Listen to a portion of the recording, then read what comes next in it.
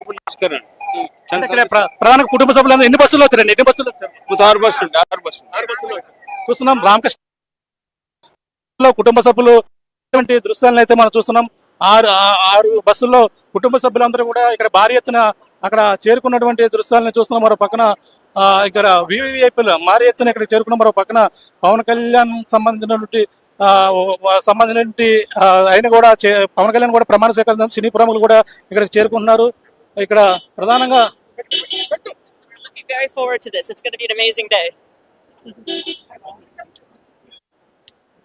భారీ ఎత్తున ఇక్కడ అందరూ కూడా చేరుకున్నటువంటి దృశ్యాలను అయితే చూస్తున్నాం. అందరూ ఒక్కొక్కరిగా ఇక్కడ ప్రధానంగా 6 బస్సుల్లో చేరుకున్నట్టుగా రామకృష్ణ అయితే ఇక్కడ మనకు చెప్పడం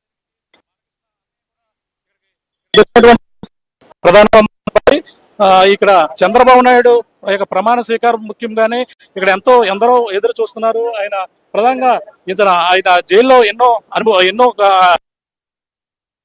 ఎన్నో కష్టాలు పడ్డారని కుటుంబ సభ్యులందరూ కూడా చాలా బాధపడిన పరిస్థితి. ఈ నేపథ్యంలోనే తనకి ఈ విధంగా వాళ్ళకి విముక్తి కలిగే విధంగా వాళ్ళందరూ కలగడంతోనే అలాగే జైలు నుంచి రావడం, జైలు నుంచి ఇదవడం తర్వాత ఇప్పుడు ప్రస్తుతం 2024 ఎన్నికల్లో భారీ మెజార్టీతో ఎవరు ఊహించిన స్థాయిలో మెజార్టీతో గెలవడంతోనే అందరూ కూడా కుటుంబ సభ్యులు చాలా ఆనందంగా ఉన్నారు. ఆనందంగా ఉండడమే కాకుండా వాళ్ళు ప్రమాణ స్వీకారం చేస్తున్న నేపథ్యంలో భారీ ఎత్తున ఇక్కడికి ఎంతో కుటుంబ అందరూ కూడా ఇక్కడికి ప్రధానంగా ఆర్టీవీ స్క్రీన్ పై అయితే మనకు ప్రధానంగా మరొక మాట ఎవరో తెలియంది కాదు, అడ్రస్ చెప్పుకోవాల్సిన అవసరం లేదు. కానీ రైట్ అక్కడ విజువల్స్ లో మీరు చూస్తున్నారు నందమూరి సుహాస్ని అలాగే నందమూరి వసుంధర వీళ్ళందరూ కూడా అక్కడికి చేరుకున్న విజువల్స్ మీరు చూస్తున్నారు. ఇంట్రెస్టింగ్ మొత్తం క్యాబినెట్ కి సంబంధించి మరి కాసేపట్లో ప్రమాణ స్వీకారం చేయబోతున్నారు. ఇంట్రెస్టింగ్ మనోజ్ నందమూరి రామకృష్ణ ఆయన సాధారణంగా మీడియాతో మాట్లాడిన సందర్భం మనం ఎప్పుడూ చూడలేదు. కానీ నేను చంద్రబాబు జైలుకి వెళ్ళినప్పుడు అక్కడ ఆ క్యాంప్ దగ్గర నుండి రిపోర్టింగ్ చేసినప్పుడు ఆయన ఫస్ట్ టైం దానికి సంబంధించి కంటిన్యూ చేద్దాం. చిరంజీవి అక్కడికి చేరుకున్నారు. ఇన్ఫాక్ట్ నిన్ననే విజయవాడకి చేరుకున్నారు చిరంజీవి. ఆయన ప్రస్తుతం స్టేజ్ కి చేరుకున్న విజువల్స్ మీరు చూస్తున్నారు.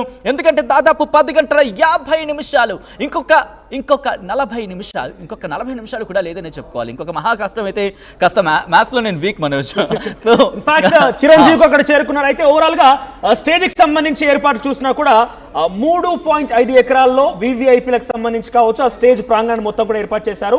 80 అడుగుల వెడల్పు, 60 అడుగుల పొడవు, 60 మంది మాత్రమే అక్కడ సీటింగ్ అరేంజ్మెంట్ ఉంది. దాదాపుగా చీఫ్ గెస్ట్ గా వచ్చినటువంటి కేంద్ర మంత్రులతో పాటుగా సినీ ప్రముఖులు కూడా అక్కడికి హాజరు కాబోతున్నారు. మరి కాసేపట్లో ఆల్మోస్ట్ అందరూ వచ్చేసారి కేవలం చంద్రబాబు, ప్రధాని మోదీ మాత్రమే ఇక మిగిలి ఉన్నారు. అమిత్ షా, నడ్డా ఫ్రేమ్ గురించి మాట్లాడుకునేప్పుడు wow this is the beauty నిజంగా. ఎందుకంటే Kinjarapu Rammohan Naidu present central minister గా ఉన్నారు, కేంద్ర మంత్రి, అలాగే చిరంజీవి ఇద్దరు ఒక్కడొక్కడు ఆత్మీయంగా హత్తుకున్న విజువల్స్ చూస్తుంటే కనుక బహుశా తెలుగు ప్రజలకు ఈరోజు ఒక పండగ లాంటి వాతావరణం చెప్పుకోవాలి. ఎందుకంటే చిరంజీవికి తన యాక్టింగ్ గా ఎంత క్రేజ్ అయితే ఉందో, ఇఫ్ ఐఎమ్ నాట్ రాంగ్ అదే స్థాయిలో పాలిటిక్స్ లో రామ్మోహన్ నాయుడు కూడా పార్టీలకు అతీతంగా అదే క్రేజ్ ఉందనే చెప్పుకోవాలి. ఎందుకంటే ఆయన పార్లమెంట్ లో మాట్లాడినప్పుడు అదే క్రేజ్ సొంతం అవుతుంది. విజువల్స్ మీరు చూస్తున్నారు. రజనీకాంత్, పెమ్మసాని చంద్రశేఖర్ ఆయన కూడా కేంద్ర మంత్రి, ఇద్దరు కేంద్ర మంత్రులకి సంబంధించి అక్కడ వాళ్ళ ఆశీర్వాదం కావచ్చు, అభినందనలు కావచ్చు, అక్కడ గెస్ట్ నుంచి వస్తున్న సందర్భం చూస్తున్నాం. రజనీకాంత్ కావచ్చు,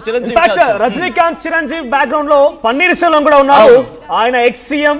సో వీళ్ళందరూ కూడా సుమారుగా 60 మంది గెస్ట్లకు మాత్రమే అక్కడ అలో ఉంది. ఆ స్టేజ్ మీద కూర్చోవచ్చు. అంటే కేంద్ర మంత్రులు, ఇటీవల కాలంలో ప్రమాణ స్వీకారం చేసిన కేంద్ర మంత్రులు, ప్రమాణ స్వీకారం చేయబోయేటువంటి ఆంధ్రప్రదేశ్ రాష్ట్ర మంత్రులు, ముఖ్యమంత్రి మాత్రమే కూర్చుంటారు ఆ స్టేజ్ మీద.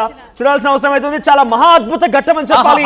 ఈ ఫ్రేమ్ చూస్తున్న మాత్రం కడుపు నిండిపోతుంది ఫ్యాన్స్ కి సంబంధించి. ఎందుకంటే ఓ పక్క మెగాస్టార్, అలాగే ఓ పక్క తమిళ తలైవా టాలీవుడ్ మెగాస్టార్ కూడా ఒకే ఫ్రేమ్ లో ఉన్నారు. పక్కనే లయల్ అఖండ విజయం సాధించారు చంద్రబాబు. అదే రకంగా అఖండ బాలకృష్ణ కూడా అదే స్టేజ్ పై ఉన్నారు. ఒక బ్యూటిఫుల్ ఫ్రేమ్ అని చెప్పాలి.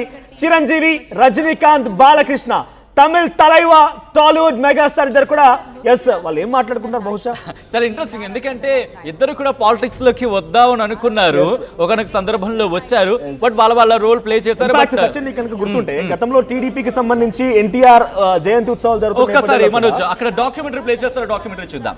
చంద్రబాబు గారు 28 ఏళ్ల పిన్న వయసులోని చంద్రగిరి శాసనసభ నియోజకవర్గం నుండి ఎమ్మెల్యేగా గెలుపొంది రాష్ట్ర శాసనసభలో అడుగుపెట్టారు.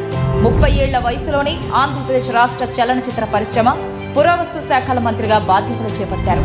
1995 సెప్టెంబర్ 1న ఉమ్మడి ఆంధ్రప్రదేశ్ ముఖ్యమంత్రిగా ఆయన ప్రమాణ స్వీకారం చేసే నాటికి శ్రీ నారా చంద్రబాబు నాయుడు గారి వయసు 45 ఏళ్లు.